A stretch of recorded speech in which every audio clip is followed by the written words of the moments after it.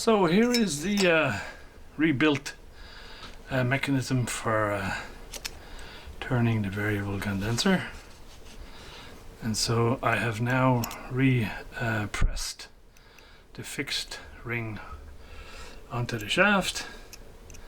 The variable one moves quite smoothly on the shaft. You have the spring holding it against the major disc, and then a yet to be sourced pin to hold it all together, and the same at the other end. For the moment I've just found a couple of, I think they're like M2 bolts which will fit through the holes, but so I've ordered up some 2mm steel rod, some 2.5mm steel rod, and some assorted taper pins off eBay. And when all that lot arrives, we'll decide which is the most appropriate solution that's going to give the most reliable result. So we can put this guy away for a while and concentrate on other things. One bit of good news, while looking for something to use as a taper pin, I found in the junk box a 1 meg pot, so I can get rid of this guy and just cut the shaft to length, and that was a happy find. I didn't know I had that. The dial plate, I guess I could call it, has now been nicely derusted, and so will be painted. So I'll put some primer on it and then some black on it. Now one of the little tricks that one of the guys in the UK club showed me is, if your dial glass is completely destroyed and you have no hope of recreating it, a sort of an alternative is to instead of having the text printed on the glass, print it on the back.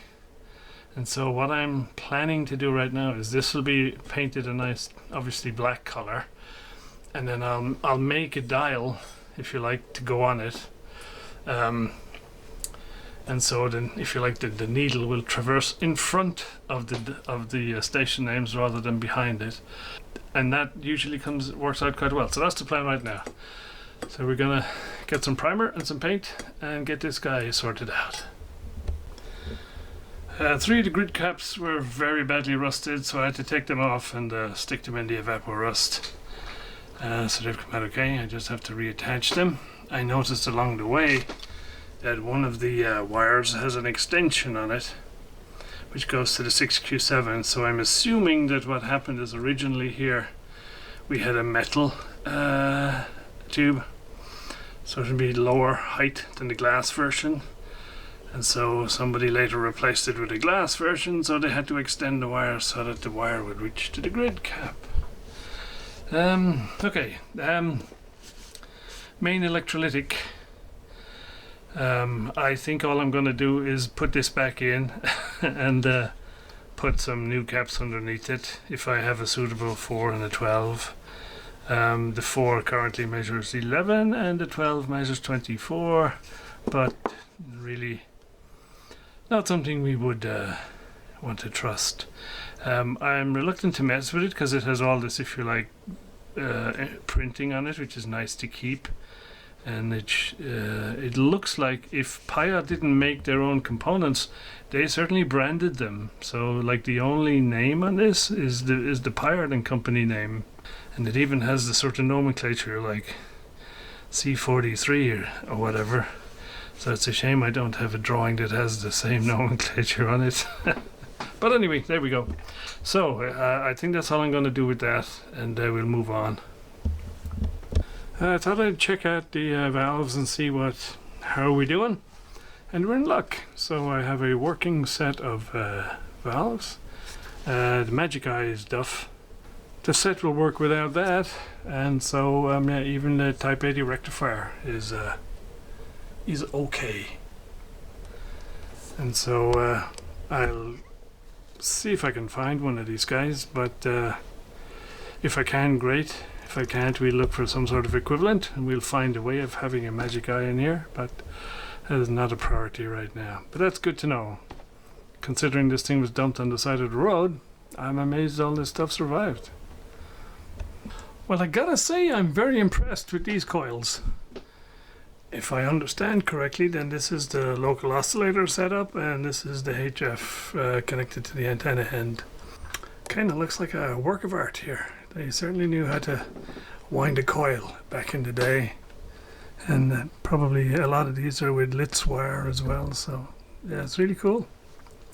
One odd thing, one component that I don't know what it is this little guy here. And I don't know if I can show you, but it says, written on it is the word always. And then underneath here, it just says 400 cm. Which obviously doesn't mean centimeters, but so, any of you guys know what this is? By all means, give me a shout, let me know in the comments. The rest of it looks in excellent condition, obviously because it's covered. I had to put the mountings of these things were terribly rusted, so they'd be sitting in the evaporust for overnight. I was going to take the rest of the cans off and do the same treatment, but then these guys are now so fragile without a case holding them together that I'm going to have to refit the cans on these guys before I go anywhere else. A challenge down the road is underneath here where these guys connect to the wafer switch setup for the band changing and everything else. It is in terrible condition in there. Not only that, to add to the challenge, these guys are wired onto the wafer switch with solid core wire, which is not insulated, and and so all the wires just, you know. Obviously, the person who did this in the factory, they were just doing it every day, and they know how to route the wires so that they didn't touch. I'm not sure I could guarantee that if I took all this apart, I'd be able to get it back in with the same level of success. But anyway, that's down the road. I got to face that, and so yes, we will meet all these little challenges as they come. So this is another first for me. This kind of setup here. I'm hoping it's all just going to work because I don't intend to touch it. There are 4 capacitor points that you can adjust on what I assume is the local oscillator one, and then there's 3, 1, 2, 3 on the HF one. So we got to put this aside for a little while I'm waiting for these cans to be de-rusted, and then put them back on here so I can carry on. In the meantime, thanks to some feedback, I have a possible strategy for the button cell, and I don't think it's going to work, but I'm going to try it because I read in one of the forums that if you get one of these guys and stick him in a cup of boiling water and little air bubbles come out, and then you wait until it all cools down, it will suck the water inside, which is what it needs to revive itself. And then if you're dead lucky, you'd have about 1.2 volts of this, and it would carry on for many a year to come. So yeah, I'm a little skeptical, gotta admit, but we will give it a try. Why would we not? Okay, I think we'll break it off here and back for more soon.